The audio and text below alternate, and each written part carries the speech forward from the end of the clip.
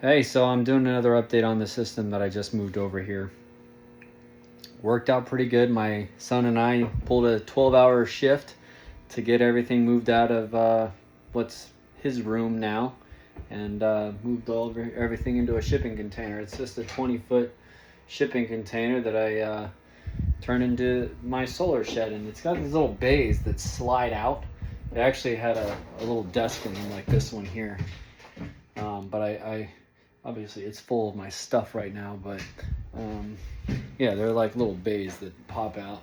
Anyways, it worked out perfectly. It's like, I don't know, 3 feet ish deep and 5 feet wide.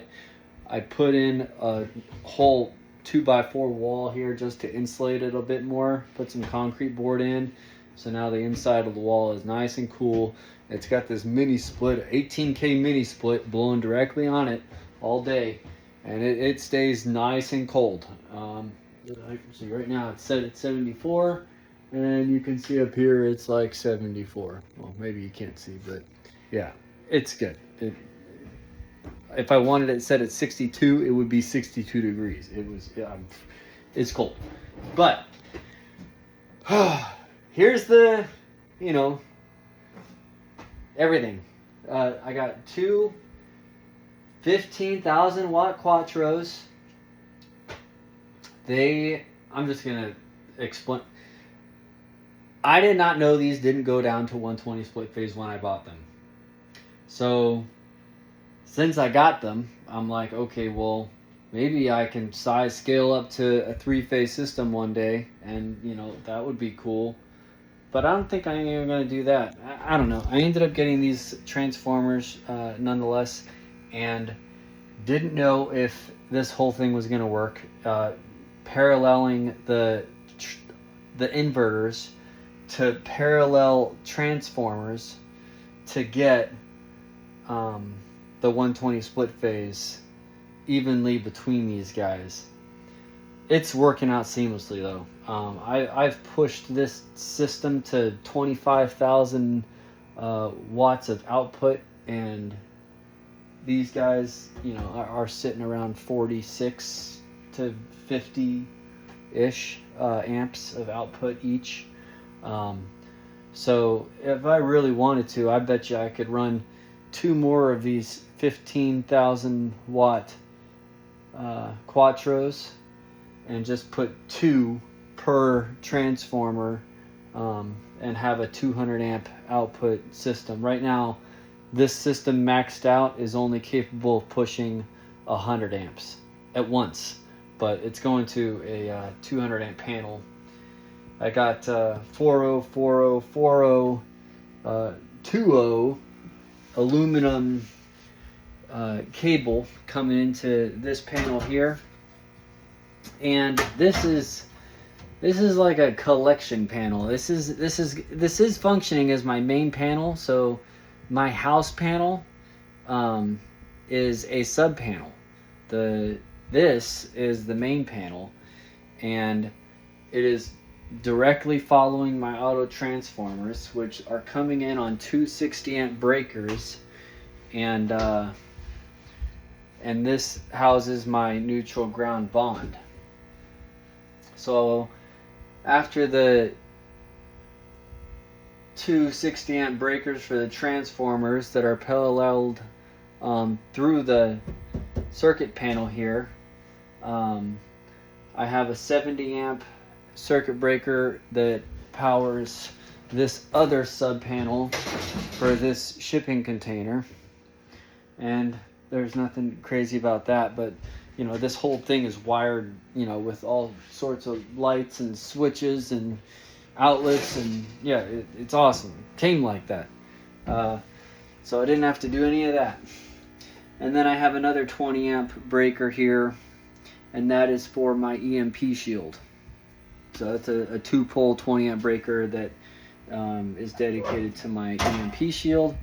And I'm also going to have another EMP shield on my house panel, because it's like 50 feet that way. And it's also going to have another ground rod which is of course going to be bonded to the grounding rod that I have right outside this panel. It's actually like straight down from here. Still got another DC side EMP shield, and it is going to go to 2 of these charge controllers. I just recently added a third, so now I need to get another DC EMP shield, which I'm probably going to buy the dual one, because I can either spend $400 for one or $620 for a dual pole, and odds are I'm going to add another solar array one day, so I'd rather just, you know, jump up to having 2 dual EMP shield. So yeah, these guys are the 250 volt 100 amp Victron charge controllers. I have 3 of them, and my solar arrays come in on a 1 1/4 inch PVC line right here, and then I have it, ran through this kind of conduit strip stuff around the wall into circuit breakers here, and these circuit breakers are really just functioning as like an easy way for me to kill the solar arrays from inside the shipping container, because my combiner boxes are across a wash like 100 feet away, and I don't want to run over there to shut my solar arrays off sometimes, so I put in a couple more breakers here. And I was actually torn on whether or not I wanted to tie the EMP shield to these breakers or to my charge controllers. Everything says that it should be going to the charge controllers, but it's also saying directly following or right before. I don't know. I'd have to look at the directions again, but I think it does go to the charge controllers. I'm not worried. If the breakers fry, like, I can replace a breaker. These are what I really care about. So I'd rather not have any EMP shields going to the charge controllers. I've got, those are on a 6 gauge line, and I typically pull around 130, 140 volts from the solar arrays at about 30, somewhere between 32 and 46 amps. Each array pushes about 5,000 to 5,500 watts of power, and between the 3 of them I get 15 to 16,000 watts throughout the day, and that adds up to somewhere between 100 and 130 kilowatts per day, if I'm using it all. If I'm not using it, obviously they'll just put my batteries into absorption mode, and once the batteries are topped off and it floats the rest of the day, whatever I needed that day is what I got. But I don't think I'm not using over 100 kilowatts a day. I'm probably using around 100 kilowatts a day, but on a day where I'm not home, or I'm not pushing, I don't have to charge the Tesla, I use probably around 50 to 60. Anyways, by the way, I got a 4-bedroom, 2-bath place, 5 kids. My wife is home with them. I got a 3-year-old, so like, we're home. I keep this shipping container, a shed, and my whole house AC'd with mini splits all day, and I don't rely on my kids to be shutting lights off or anything, so I'm sure that I'm wasting plenty of electricity, but I don't care, because I sized the system as large as I could to plan for those things. Got to plan for the worst days. If the worst days is my kid leaving the lights on, then that's what I'm planning for. So back to, let's see. Okay, so I got my solar inputs coming in here on the left. Each charge controller goes to the DC breaker, and those are 2 gauge.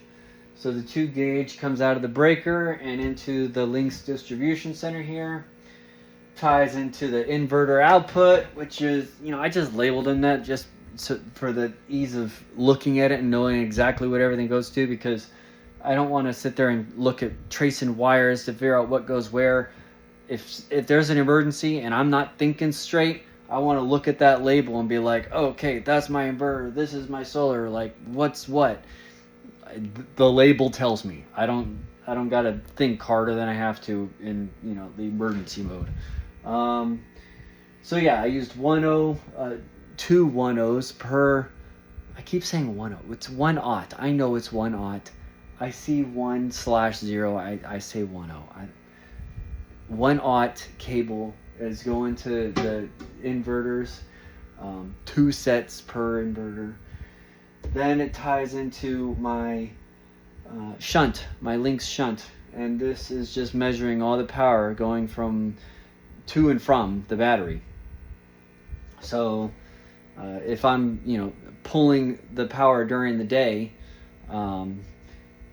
it's going to pull directly from my solar, and that's really what I want to aim for. I would rather use the power during the day and not have to store it all and then use more at night. If I can use it by direct from solar during the day, then that's what I'll do.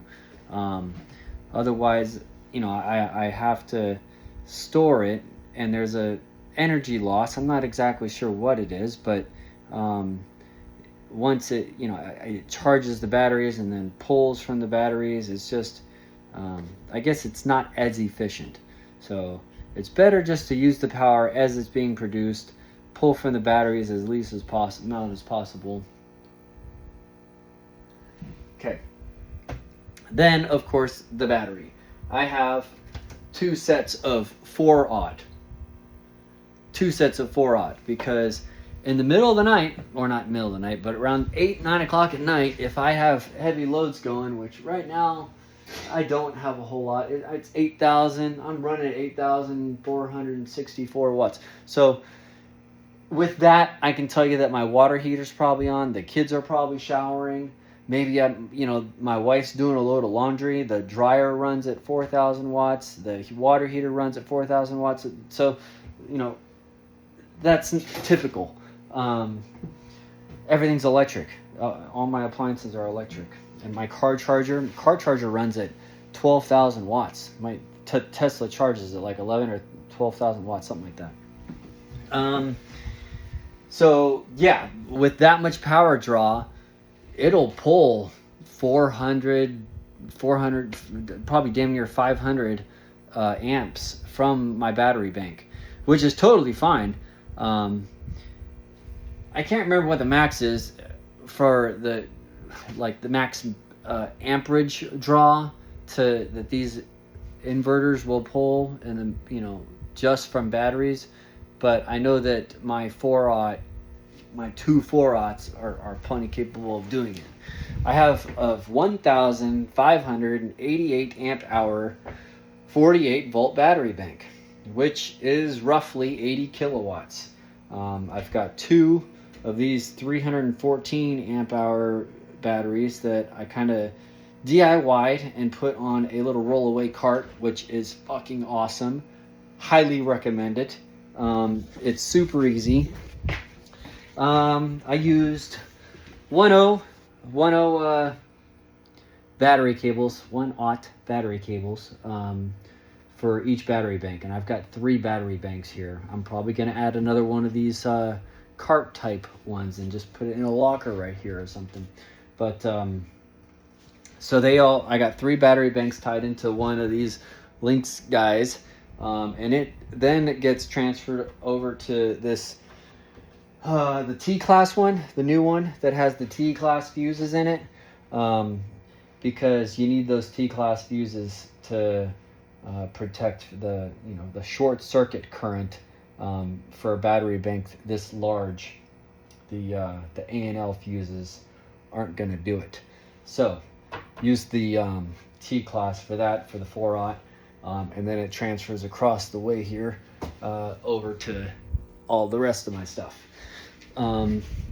So yeah, I got the shutoff buttons on these ones are pretty simple, but for the ones that I put inside my desk here, these are the 200. I got two of these big 230 amp hours, and then the 5 of the 100 amp hour guys. They're the Jacopper Orient Power.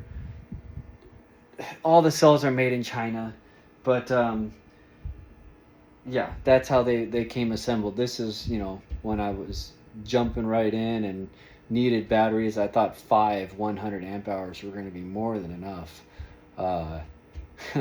No, I needed 2 more of the 230 amp hours, because I was like, oh, those are a little cheaper. 2 more amp hours, less money. You know, 460 is close enough to 500. And then you know, I got a jacuzzi, and then I needed the 314 amp hours. I spent another, I don't know, $3,000 or $4,000 for those batteries. Anyways, plenty of battery power, 80 plus kilowatts now. I'm eventually probably, again, everything is you know, set to scale up, right? You always end up scaling up. You get more batteries, and then you want to get more solar. Once you got more solar, you want to get more inverter. Like, everything just consistently keeps growing until I have too much power. I don't know what to do with it. But I'm not there yet.